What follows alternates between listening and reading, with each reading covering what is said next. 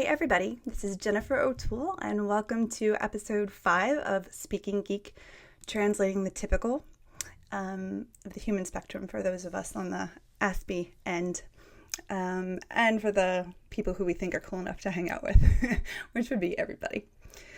So today we're gonna try to keep it to that 10-minute mark, which is my goal usually, but I want to talk about something kind of tough and really super important, which is the concept of being stuck.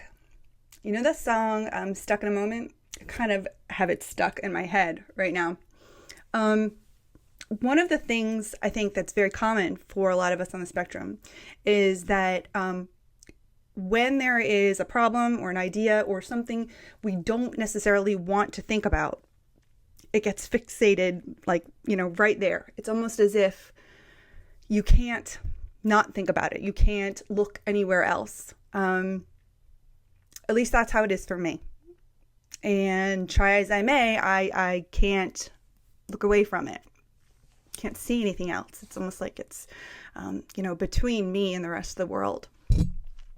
Sorry. So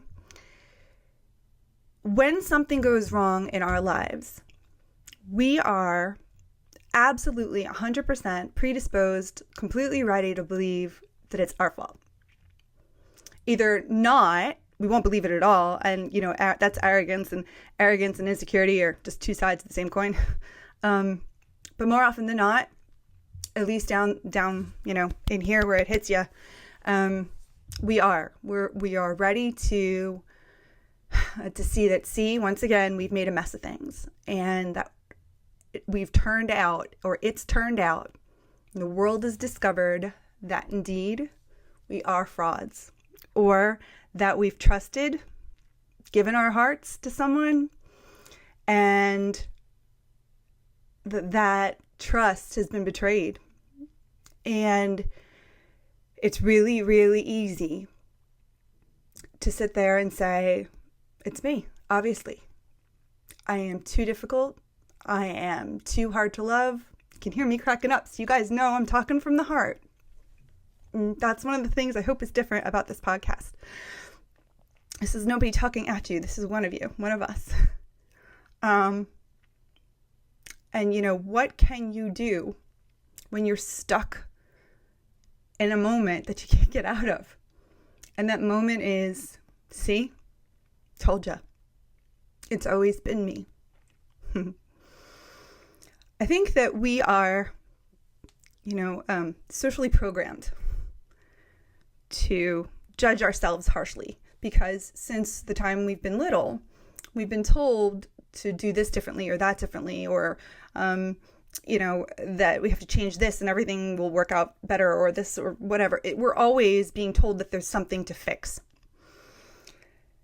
So I would say that when it comes down to it, we are sort of the textbook examples for people who are predisposed to being victimized, to believing and buying into the concept that whatever goes wrong when other people behave poorly, that it is our fault. That's not to say that there aren't things that we can or can't do or contribute to a situation, but in general, we're not responsible for other people's choices. That's really important to get. And let me say it again. We are not responsible for other people's choices. And no matter how wrong we've done something, we don't ever deserve to be abandoned or insulted or left without kindness and understanding. It's just not okay. And that's why I'm telling you, and let's be clear, folks, I am absolutely, as I say, this is something I write about in Sisterhood of the Spectrum, but boy, does this apply to everybody. Guys, I gotta tell you, the Sisterhood of the Spectrum, like, pretend you're buying it for your sister, or maybe buy it for your sister or your girlfriend, because like 99% of it works for both. This is what I call the super important, cannot possibly be overstated fact, okay? And that is this: you deserve love right now. exactly the way you are, without changing. You deserve compassion and understanding and respect, because you are not a mistake. You may make mistakes, but you are not a mistake. And I know that for a lot of us, what we try to do is numb out, right? When we're stuck with that thought or that moment or that hurt in front of us and we can't look anywhere else, it's really easy to try to feel less, right? And so how do we do that? Well, more often than not, it includes some kind of self-harm. And so that could be something, anything from starving yourself. I was hospitalized for anorexia in my 20s. Overeating, which is really just shoving your emotions down. Cutting, drinking, drugs, sleeping, not sleeping, being incredibly almost, maniacally busy just so that you don't have to think or feel. And the reality is that none of that, whether it's compulsive exercising or, one too many glasses of this or one less cookie than everybody else and you're proud of yourself, or one less pound, it doesn't work. It doesn't make it better. So instead, I'm asking you to make me a promise. And this is it. Do not say I'm fine when you're not. How are you? I'm fine. No. That doesn't mean go around and tell everybody your business. No. But you can say to anyone, having a rough day. That's fine. That's acceptable. No matter how alone you feel, no matter how to blame you feel, you aren't ever to blame for everything in a situation, period. And I'm telling you this from personal experience, my friends, over and over and over. You need real people in your life who aren't afraid of sadness. More often than not, I found when people say, oh, don't cry, it's because they don't know how to deal with emotions or sadness. You need and deserve someone who will hold your hand and walk with you into the darkness. That's what you deserve, because you are a human being innately worthy of love just because you're here. Somebody to say, with their hand on your shoulder, you are not a mistake, you are not worthless, and I'm still not leaving, even if you're not okay. And if you don't have someone in your life like that, please do reach out. I'm here. I mean that. I always say, Jennifer@asperkids.com. I mean it. Because trust me, you can be known by or followed by thousands of people and still feel very lonely. So I get that feeling. And here's the thing. I'm also going to ask you. I'm going to ask you not to hurt yourself. One, because it doesn't actually change anything. Unlike people think, it is not about attention seeking. It's about trying to regain control. It's, oh my Lord in heaven, everything hurts. Everything around me hurts. The air hurts. I hurt. I need to wrest control and make it better now so I can stop hurting, please.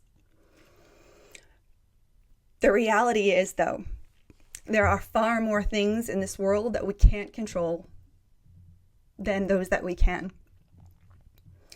The only thing we can control, 100%, you are in charge.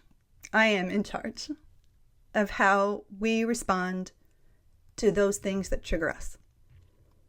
That we are entirely in charge of, which is why I'm begging you, don't hurt yourself. Don't starve yourself. Don't numb out. As somebody who's done it, it doesn't work.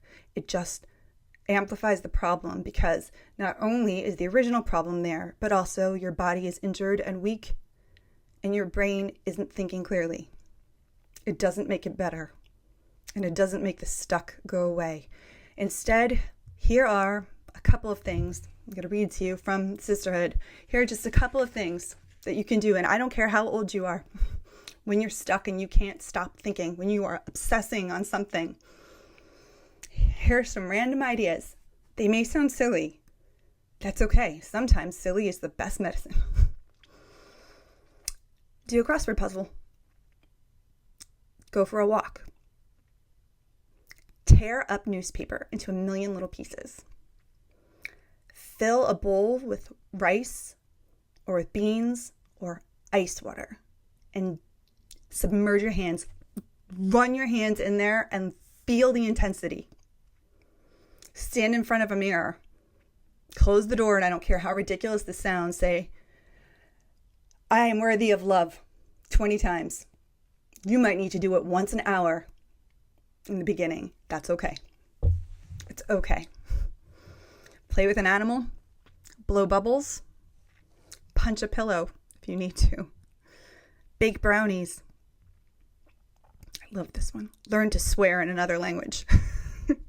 When my best friend was dying of breast cancer, she was only 36 when she passed. I sent her a pillow and it was hand embroidered. And I speak Spanish. So hablo español, pero no francés. Not French. And in French, because everything sounds fancier in French, it said merde, which is a swear word. And I felt like, you know what? Sometimes you need to just be able to punch that pillow and say what you're thinking. Play with Play-Doh. Reorganize a closet. Watch some old, silly cartoon that you loved as a kid when you were really little. Draw on your skin with markers, even bath markers, but regular markers. Draw patterns. Do Zen doodles or Zen tangles. Coloring books. As per Kids, Not Your Average Coloring Book is made for this. And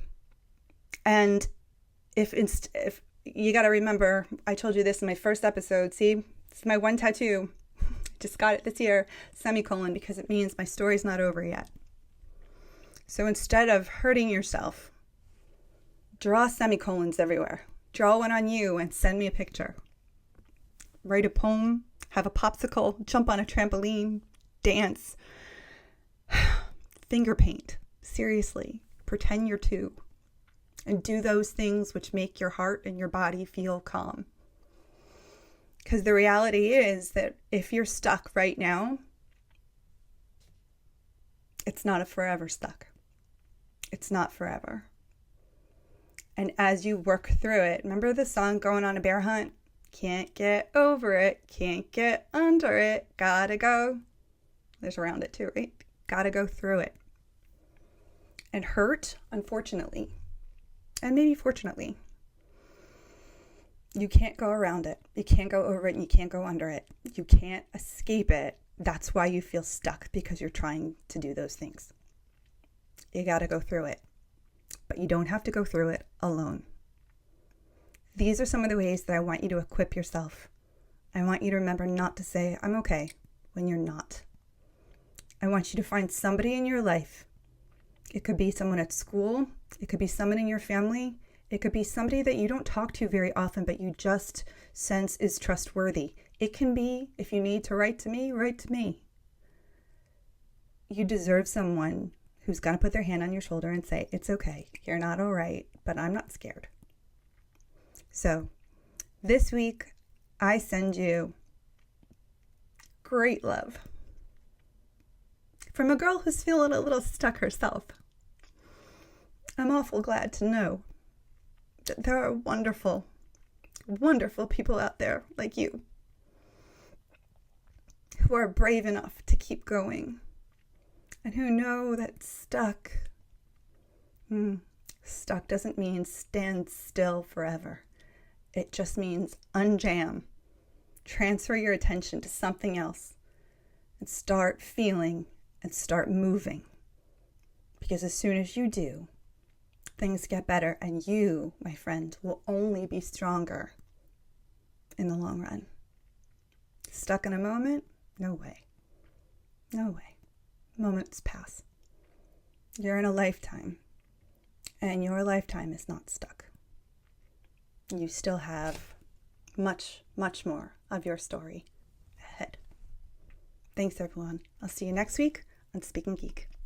Bye.